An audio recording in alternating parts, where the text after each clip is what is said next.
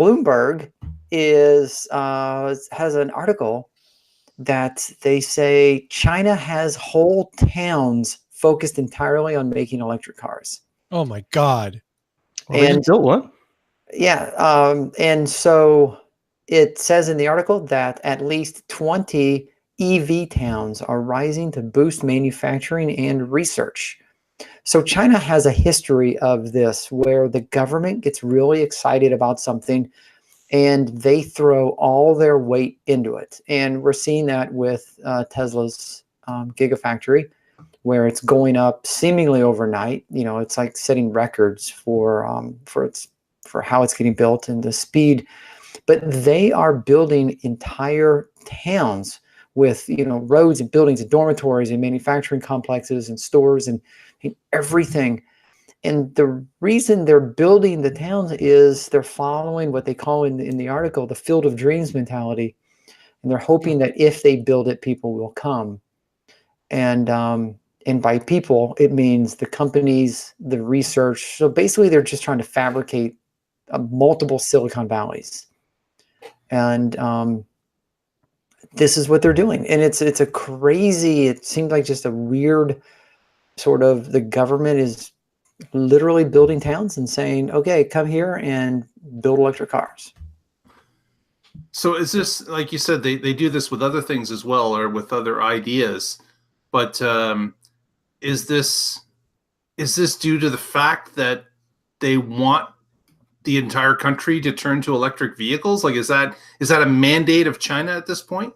Well, they kind of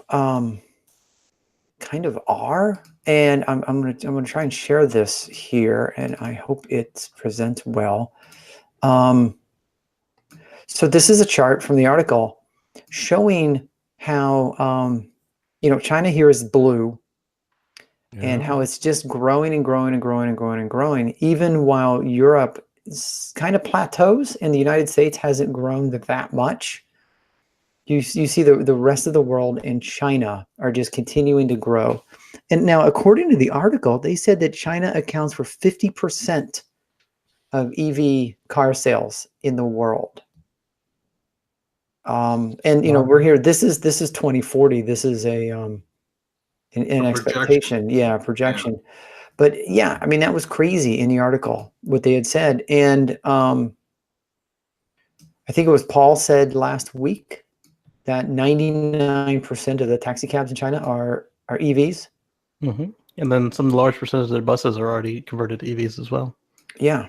So yeah, they're all in. They, you can imagine when the Olympics were in Beijing and they had to keep people off the roads and shut factories down to mind the pollution. Yes, which is still pretty out of control.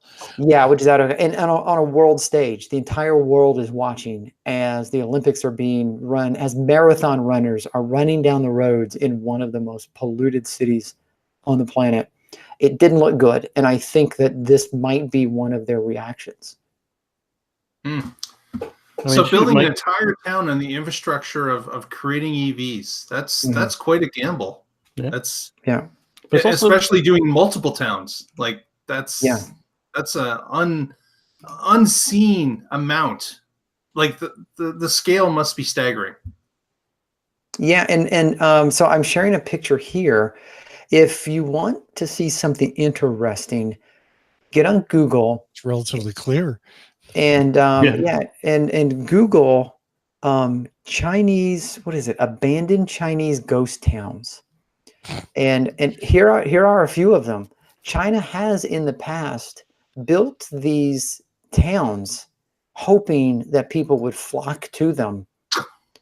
And it just never took off. And so you have these perfectly paved roads, these skyscrapers, these dormitories, all these buildings. And like in this picture here, you see like a car, one car there, it looks like it's parked, one car there that's parked. But if you're a pedestrian, you can walk now. Well, some of them were even just a jobs program. It's like, hey, we need to give these people something to do. Let's build a whole town. When you have a lot of people, you can do things like this. When you're not blowing $1.5 trillion on a pointless war, Mhm. You can do stuff like that. We could end homelessness. Everybody can have health care. We could put people through We college. could restore our space program. Yeah. Yep. We could fix roads and give everybody an electric car. Or we could have a cool war. I went there. I got political. I'm sorry. So there's a reason that my car has like a ginormous air filter. It wasn't just so he could put the bioweapons button on my screen. It was so they could Yes. sell the car in China. You could take the dust mask off and breathe. What do you And then have to you could put it change? back You on and free it out. have to change the filter in China like what, once a day? You just Well, drive for- around with a trunk. full of For them? the States, it's once every 3 years. So I imagine their filter is probably a yearly deal.